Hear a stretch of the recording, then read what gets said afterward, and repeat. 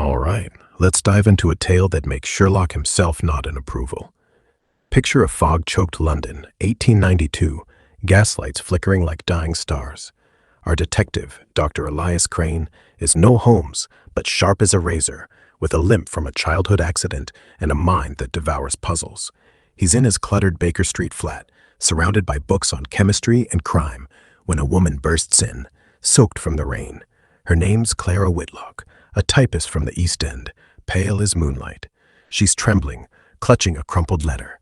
"They're coming for me," she whispers. "My brother's dead, and I'm next." The letter's scrawled in haste. "The Raven knows. Run." Elias, adjusting his wire spectacles, smells trouble, ink's fresh, but the wax seal's old, 20 years, from a defunct society called the Order of the Raven. He asks Clara for details. Her brother, Thomas, was a clerk at a bank, found dead in an alley, throat slashed, no robbery. She saw a man in a black cloak watching her flat last night, same as the figure Thomas mentioned before he died. Elias's eyes gleam. This isn't random murder. It's a thread in a tapestry.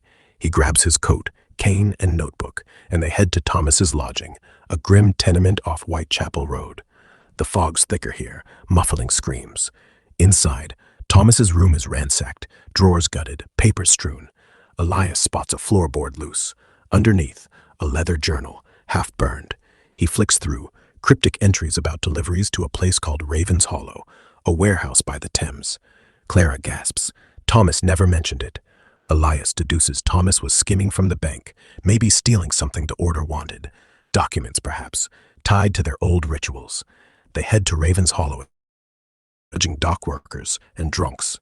The warehouse looms, its iron doors rusted. Inside, it's a maze of crates, smelling of damp wood and gunpowder. Elias hears a creak. Someone's here. He signals Clara to stay back, limping forward, heart pounding. A shadow lunges. Elias swings his cane, cracking it across a thug's arm. The fight's quick, but brutal. Elias's limp slows him, but his wits don't. He knocks the thug out, ties him with rope from a crate. The thug, groggy, spills. The order's after a ledger Thomas stole, listing members' names from 1872, men now rich and powerful. Killing Thomas was a warning. Clara's marked because she knew too much. Elias pieces it together. The order's a secret cabal, laundering money through the bank, and Thomas's theft threatened their web. Clara's not safe. Elias hides her in a safe house, then tails the thug's boss, a man called Mortimer, to a gentleman's club in Mayfair. Disguised as a waiter, Elias eavesdrops. Mortimer's paranoid, ranting about the Raven's curse. He mentions a meeting at midnight, St. Dunstan's crypt, to burn the ledger. Elias slips out, races to Clara. They break into the crypt under moonlight, dodging broken pews. The order's there, 7 men in cloaks, chanting, holding the ledger. Mortimer spots Elias, draws a knife. A chase erupts through the catacombs, Clara's scream echoing. Elias, using his cane like a sword, disarms Mortimer, but twists his ankle. Pain shoots up his leg. He's limping worse. The order's men close in, but Clara grabs a candelabra, smashes it over one's head.